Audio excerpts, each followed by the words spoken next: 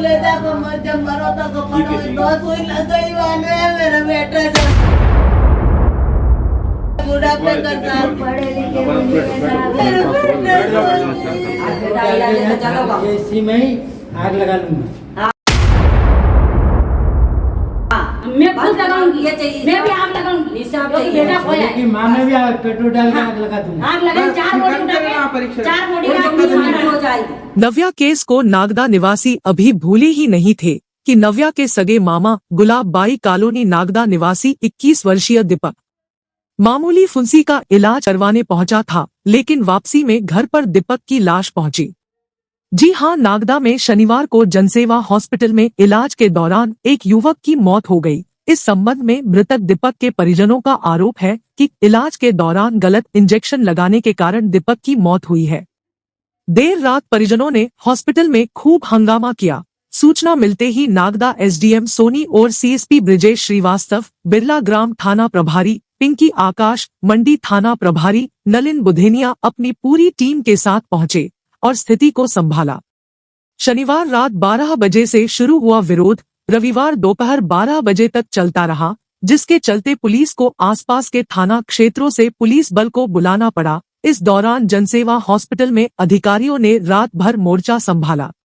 आपको बता दें कि पिछले दिनों नागदा की चर्चित घटना ने पूरे नागदा को हिलाकर रख दिया था। 4 वर्षीय नव्या रघुवंशी की भी इलाज के दौरान मौत हो गई थी। उस दौरान परिजनों ने डॉक्टर चावला पर लापरवाही से इलाज करने का आरोप लगाया था, जिसको लेकर नागदा में कई आंदोलन हुए थे, लेकिन आज तक कोई कार्रवाई नहीं हुई। नव्या के सगे मामा थे दीपक रघुवंशी। दीपक रघुवंशी आम आदमी पार्टी के पदाधिकारी भी थे। प्रशासन के बीच बचाव के बाद मामला शांत हुआ और परिजन शव का पोस्टमार्टम कराने को राजी हुए और पुलिस जांच में जुट गई।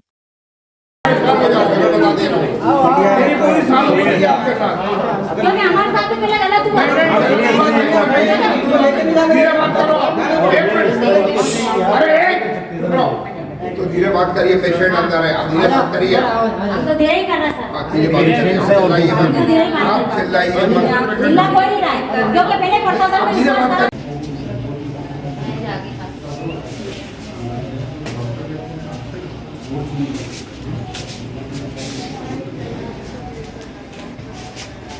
समझ रहा हूँ।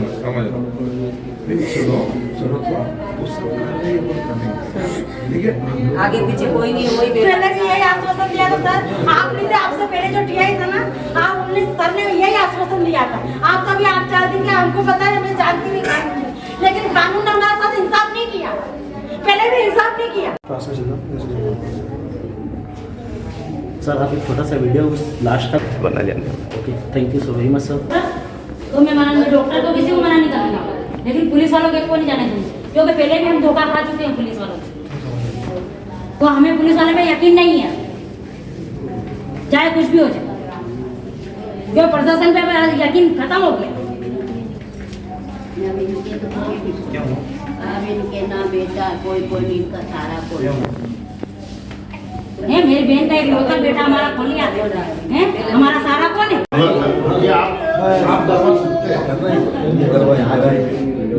ये जो आपने बोला सर, वीडियोग्राफी में पोस्टमार्टम उसका शव परीक्षण नहीं कराना जब तक डेड बॉडी का परीक्षण नहीं कराना अपने को। हम चुपचाप बैठे थे यहाँ पे, कहा कि दूसरे पेशेंट डिस्टर्ब ना हो। हाँ, हम इसीलिए चुपचाप ही बैठे थे। हाँ। अभी चुपचाप ही बैठे। हमारी वजह से किसी और को तकलीफ नहीं हो, जो हमने हम खोया किसी को तकलीफ देना नहीं चाहते हैं। हैं। जिसने तकलीफ दी है उसको तकलीफ होगी। हमें न्याय मिलेगा इस हॉस्पिटल की तरफ से, तो हम आज उठे ना कल उठे। हम नहीं क्योंकि उठेंगे। न्याय दिलवा दो। अगर आप न्याय उठेगा यहाँ दिलवाए हो तो न्याय दिलवा दो से, ना। तो वो पिता क्या कहना चाहता है, उसकी क्या राय है, उसको बुला बाहर आओ। क्या कहना चाहते हो तुम? बॉडी दे रहे हो इनको, पीएम के लिए दे रहे हो बॉडी। अगर ये जबरदस्ती बॉडी ले जाएगी तो आप क्या करोगे? आज बेटा इलाज है, चलो इसी में ही आग लगा लूंगा। हाँ, मैं खुद लगाऊंगी, ये चाहिए, मैं भी आग लगाऊंगी। निशाब क्योंकि चाहिए। बेटा खोया कि है। माँ ने भी पेट्रोल डाल के आग लगा दूंगा। आग लगा 4 बॉडी उठा के परीक्षा 4 बॉडी कोई आग दिक्कत नहीं नहीं हो जाएगी। फिर 4 बॉडी बढ़िया, आग कितनी नहीं लाशों का होगा। सब कुछ कोई टेंशन कितनी लाशों का गुनहगार बनेगा ये हॉस्पिटल, कितनी हत्या करेगा, कितने पैसे कोई दिलाएंगे, आप लोगों से फ्री नौजवान बच्चों को मारेगा, कितने परिवार तबाह करेगा ये हॉस्पिटल। हैं? कितने ऐसे परिवार तबाह जब करेगा आप ये बोले जिस हॉस्पिटल। पर राजी होगा फिर भी आप नहीं करनी चाहिए। और आज इस ऐसी क्रिटिकल कंडीशन में भी कानून ये बोल रहा है कि हमें हमारे साथ आपके साथ जबरदस्ती करनी होगी। जबरदस्ती नहीं, डेड बॉडी को यहाँ से हमको शिफ्ट करके हम तो शिफ्ट नहीं होने नहीं देंगे। 4 बॉडी उठाना, 4 बॉडी उठाना। आज तुम भी इस जगह होते तो यही हाल करते। 4 बॉडी उठाना अभी। अपने ऊपर ही 100 गुनहगार छुट जाए मगर एक बेगुनाह नहीं मरना चाहिए। नहीं, लेकिन क्या हम वाकई उस चीज पे आप अमल करेंगे? हम सब तरफ से अमल कर रहे हैं। कानून की प्रक्रिया के तहत हमें जो अधिकार और जो हमको काम बताया है वो करना पड़ेगा। हम तो आपसे ये पूछ रहे हैं पेंट अगर कोई लिखित में चीज देंगे। लिखित में नहीं देगा तब तक हम हमारी हक पे अड़े तो रहेंगे। नहीं देता तो हाँ तो हम यहीं बैठे ना। नहीं दे सकते तो कोई दिक्कत नहीं है, हमारी बॉडी बिगड़ भी जाएगी तो हम उससे हमारी बात हुई, जी। एसडीएम साहब की जी। हमारी बात हुई। जी। उनका ये कहना है कि साहब हम अपनी तरफ से प्रस्ताव हमें ऊपर भेजेंगे सुबह और प्रस्ताव के आधार पर क्रिटिकल कंडीशन में हाउ एनी डिसीजन लिए जाते हैं हाँ। सर, हाउ सुबह एनी उबह का डिसीजन रास्ता लिए नहीं जाते हैं। देखते। नहीं रहते अभी। भाई देखो, कितनी लाशें व्यक्ति तो पहुंचाएगा हमारा यहाँ से? चला गया है, हम कितनी यहाँ हत्या करेगा ये जनसेवा यहाँ पे? हाँ, फिर 4 बॉडी आज की एक तो घटना है, हमारी जनसेवा बेटी हॉस्पिटल के की, मैनेजमेंट 4 के हमारे को पास ले जाना फिर वो पीएम कराना आप। यहाँ आप नहीं, अगर इस चीज इंसाफ की अगर responsibility ले सकते सुनिए, हैं। अगर व्यक्ति को इंसाफ नहीं अगर- मिलेगा और अगर वो कुछ कर लेता है फिर उसका जिम्मेदार उसका जिम्मेदार कौन होगा? क्या है इनके जीवन क्या में? है, क्या इनके क्या बच्चा करेंगे नहीं इनके जीवन में? ठीक है। कोई ये अभी जो हो सके तो वीडियो रखी है हमारे पास, वो डॉक्टर से श्रीमान, उंगली सुनो, उठाएगा। ये मर जाएंगे ना तो इनको कोई लास्ट स्टेज पे पानी पिलाने वाला नहीं और आप कह रहे हो कि ये बॉडी हटा दे। मेरा कंडीशन है इनके साथ में है। मैं यहाँ वही- से बॉडी को नहीं हटे।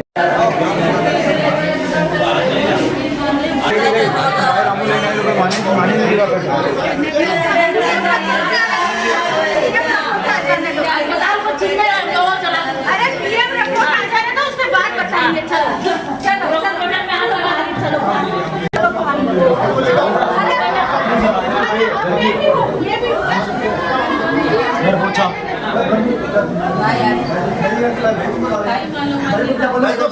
देखो, ये तो बहुत अत्यंत दुख का विषय है कि हमारे समाज का मेरा भाई दीपक को एक बीमारी के चलते यहाँ भर्ती करवाया गया था, परंतु उसकी अकस्मात मृत्यु हो गई है। तो परिजन इस बात पे अड़े हुए थे कि डॉक्टर्स पे अभी कार्रवाई हो, तो परंतु ये नियम नहीं है, क्योंकि डॉक्टर्स तो इलाज करने के लिए अपना काम करते हैं।